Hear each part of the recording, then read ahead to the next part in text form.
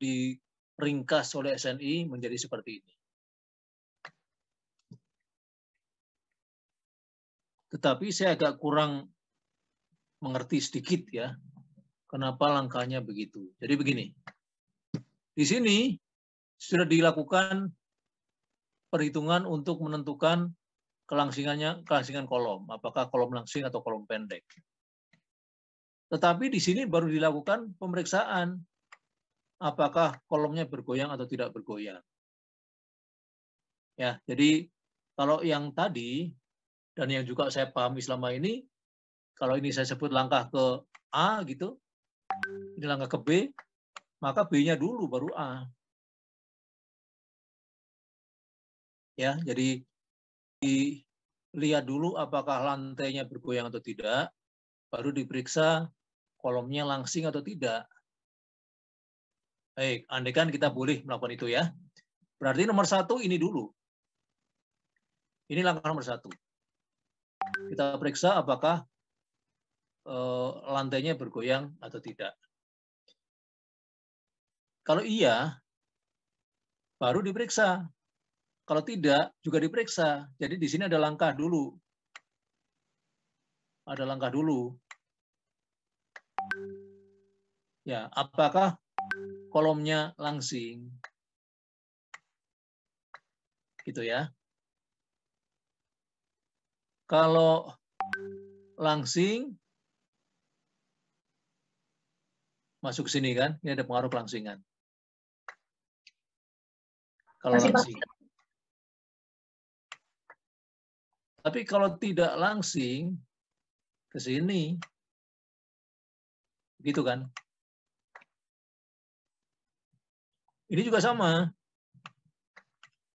Di sini ada langkah. Langsing atau tidak. Kalau langsing ke sini, kalau tidak ke sana gitu kan mestinya kan. Ya, kalau tadi kita perhatikan contoh yang tadi dan juga yang saya pahami selama ini mestinya seperti ini. Langkah satunya itu ini. Baru kemudian ke kiri kalau dia tidak bergoyang. Ke kiri bergoyang ya. Ini kan tidak bergoyang, berarti ke kiri ini yang bergoyang, kanan yang tidak bergoyang. Ya. Nah, yang tadi kita bahas di dalam contoh soal tadi adalah lantainya bergoyang dan kolomnya langsing. Maka pertama dilakukan perbesaran momen ini untuk rangka bergoyang.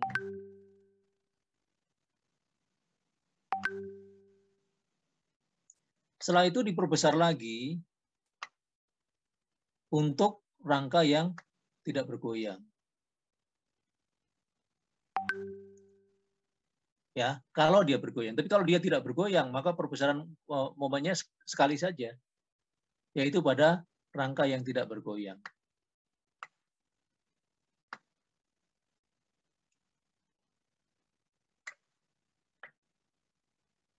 Nah, coba kita lihat kalau kita bandingkan ya.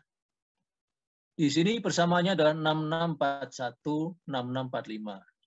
Ini 6645. Ya, berarti sama kan dengan ini kan.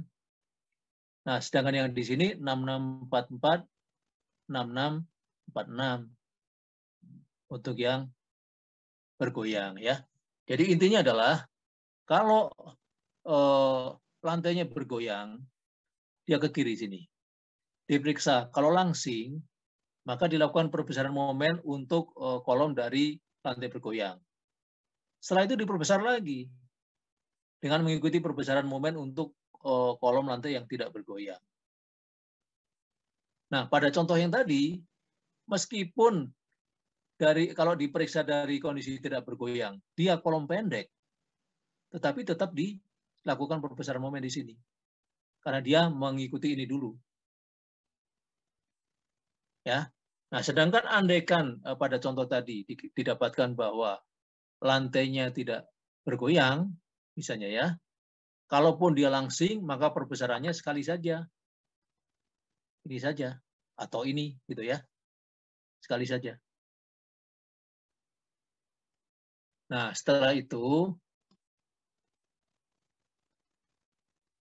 menurut SNI ini, dan ini persis sama dengan ACI ya, maka kemudian setelah diperbesar ya, baik yang melalui jalur kanan maupun jalur kiri, diperiksanya di sini.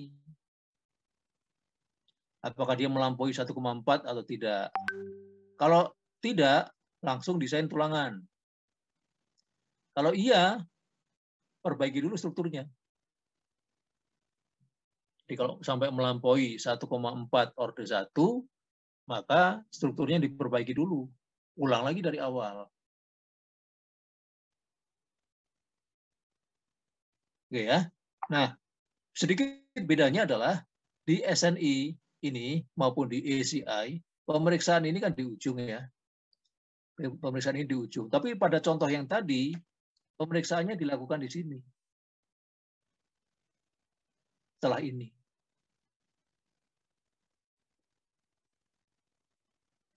Artinya apa? Artinya SNI dan ACI lebih ketat daripada tadi contoh yang tadi. Contoh yang tadi kan baru diperbesar sekali kan, jadi masih mungkin belum terlampaui gitu ya. Kalau ini setelah 2 kali diperiksa. Jadi ini lebih ketat ya, ACI maupun SNI lebih ketat. Nah, terus bagaimana kita menyikapi? Untuk sesuatu yang tertulis di SNI, itu nantinya kaitannya dengan hukum. Jadi artinya kalau kita tidak mengikuti SNI, boleh, tetapi kita harus bisa membuktikan secara eksperimen, secara percobaan, bahwa yang kita ambil tersebut aman, meskipun tidak mengikuti SNI. Nah, kalau sudah begitu, maka keputusan yang kita ambil itu sah, gitu ya, benar, meskipun tidak mengikuti SNI. Tetapi masalahnya adalah kalau kita tidak mengikuti SNI dan tidak bisa membuktikan bahwa langkah kita tersebut benar, itu nanti urusannya bisa sampai ke masalah hukum. Itulah bahayanya ya. Itulah bahayanya. Jadi aman bagi kita, lebih aman bagi kita kalau kita mengikuti apa yang ada di SNI. Karena semangatnya adalah semua yang tertulis di SNI itu adalah persyaratan minimum. Jadi kalau kita akan menambah sehingga struktur kita lebih aman, boleh. Tapi kalau kita mengurangi, buktikan dulu. Baru boleh dilakukan pengurangan ya. Dan itu adalah logis ya, karena SNI itu menjadi standar nasional, sudah menjadi tanggung jawab negara kalau sudah seperti itu. Maka intinya adalah negara ingin menjamin keselamatan konstruksi, termasuk para penggunanya nanti. Nah, karena itu ditetapkan SNI sebagai persyaratan minimum. Kalau melampaui boleh, kalau kurang buktikan dulu. Ya, nah, jadi kalau kita bandingkan dari urutan langkah-langkah yang tadi dengan yang tertulis di SNI dan ACI ini, maka pertama bedanya dari sini, ya. Pelangsingan sudah diperiksa di sini, tapi kalau menurut yang tadi dan logis ya, setelah ini dulu. Ini dulu dilakukan, baru dilakukan pemeriksaan ya. Nah, di sini ada if lagi, if langsing kemana, if tidak langsing kemana, begitu juga di sini ya. Nah, perbedaan yang kedua adalah di sini. Kalau tadi pemeriksaan 1,4 itu tempatnya di sini, nah, kalau sekarang menjadi di ujung. Mana yang lebih aman ya? Lebih aman kalau diperiksa di sini memang. Tapi semua keamanan yang sifatnya seperti itu artinya adalah sebuah biaya ya. Pasti akan keluar biaya lebih besar kalau kita periksa di ujung seperti ini. Nah, kecuali kalau ini, kalau yang jalur kanan ini tidak ada pilihan, yang periksanya di sini memang. Yang jalur kanan ya. Di sini diperiksa. Baik. Mudah-mudahan bisa dipahami. Silakan kalau ada pertanyaan.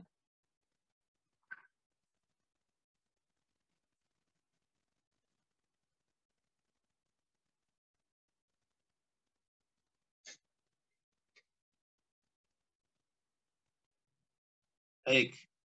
Kalau tidak ada pertanyaan, maka saya harus mengusahakan supaya penjelasan singkat ini bisa dipahami, ya. Nah, salah satu caranya adalah ya kembali dituliskan. Jadi pelajari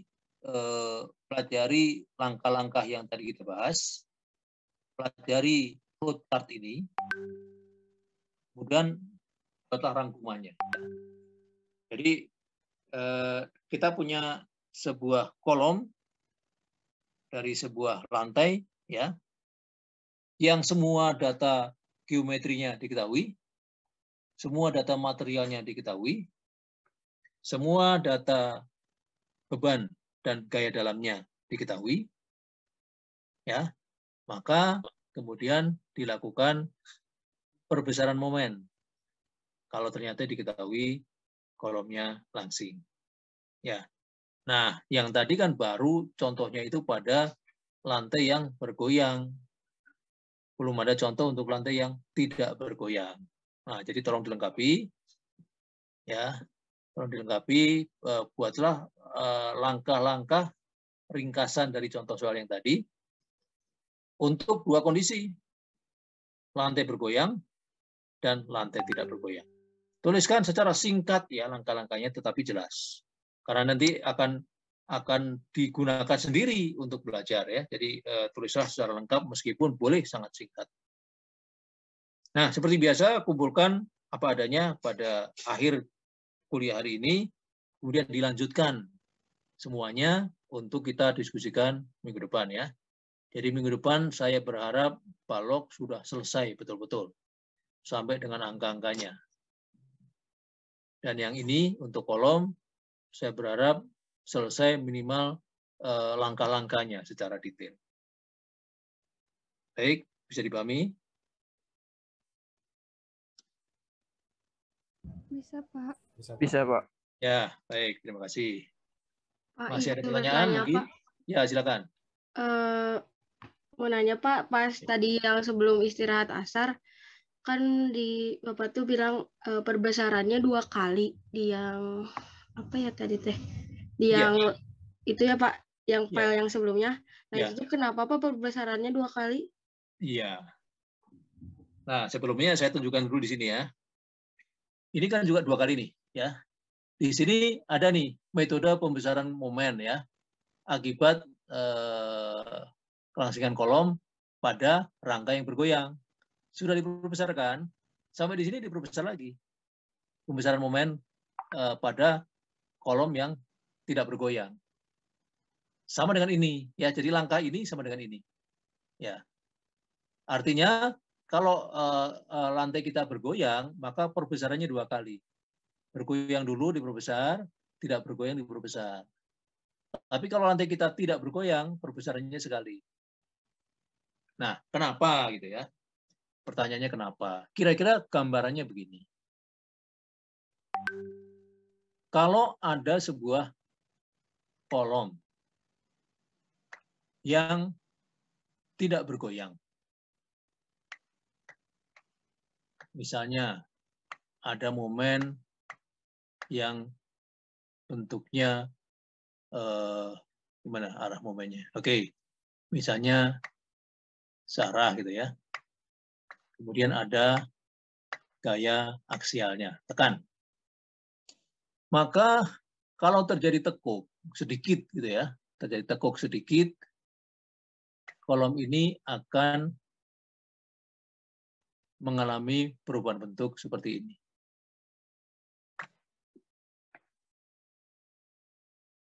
Nah, sekarang kita bandingkan dengan kolom yang bergoyang.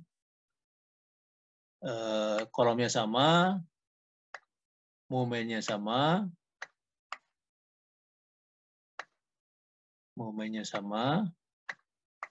dan ada gaya tekannya, gaya normal tekan. Nah, kalau dia mengalami sedikit buckling atau tekuk, yang terjadi adalah dia akan menjadi terbalik ya. Iya, betul. Jadi dia akan menjadi, bentar. Nah, dia akan menjadi begini. Nah, begitu. Otomatis gaya P-nya berpindah ke sini. Ya. Kemudian dia juga begini. Oke. Nah, jadi kalau ini tambahan momennya di mana? Ini coba perhatikan ya. Ini ada jarak sebesar delta kan? Sebesar delta.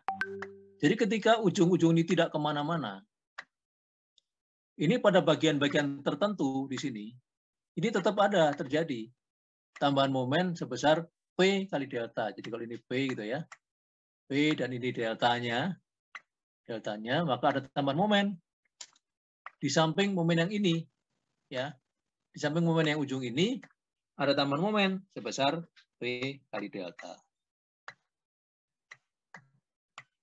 Oke.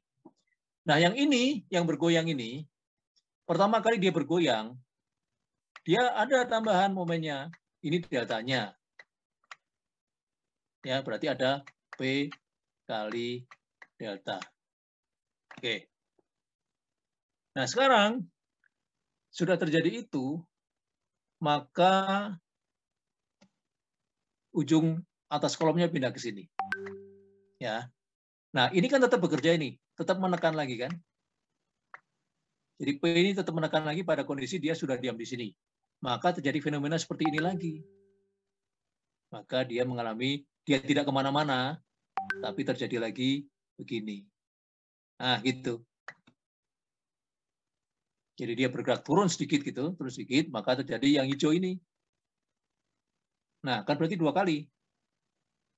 Kalau ini kan sekali ini saja.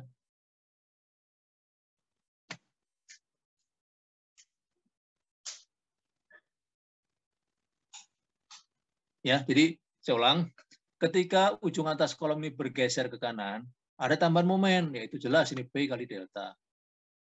Nah, sekarang ketika dia sudah diam di sini, ditekan oleh gaya P ini, maka dia sedikit, kalau dia sedikit turun gitu ya, maka dia akan mengalami perubahan bentuk lagi seperti ini. Tekuk lagi. Jadi kan 2 kali. Sedangkan ini hanya sekali saja, karena dia tidak kemana-mana. Sekali saja yang ini. Gitu ya, bisa dipahami? Oh ya, baik Pak. Terima kasih banyak Pak. Ya, sama-sama. Jadi sebenarnya persoalannya itu adalah ini. Sebenarnya ya. Tetapi ini susah untuk dihitung. Nah, karena itu didekati dengan yang ini. Ini sudah pendekatan semua ini. Ini juga sama ini. Persoalan sebenarnya adalah ini. Tetapi kemudian didekati dengan cara ini. Karena itu hati-hati. Kalau kita menghitung menggunakan software, sudah dengan pilihan order 2 atau second order, maka yang ini mestinya tidak dilakukan lagi. Ya, kalau sudah ada pilihan second order gitu ya, maka berarti momen yang keluar sebagai output software tersebut sudah diperbesar melalui perhitungan order kedua. Nah, itu yang harus kita sikapi dengan hati-hati. Jadi lebih baik untuk softwarenya menggunakan order 1 saja dulu. Kemudian kita perbesar dengan cara seperti ini. Kecuali nanti kalau sudah punya pengalaman di luar bekerja gitu ya, sudah mendapatkan ilmu juga dari para seniornya di lapangan, sudah paham mengenai order 2, silakan lakukan order 2 tanpa perlu melakukan pembesaran momen secara manual seperti ini. Baik, mungkin ada yang lain? Silakan.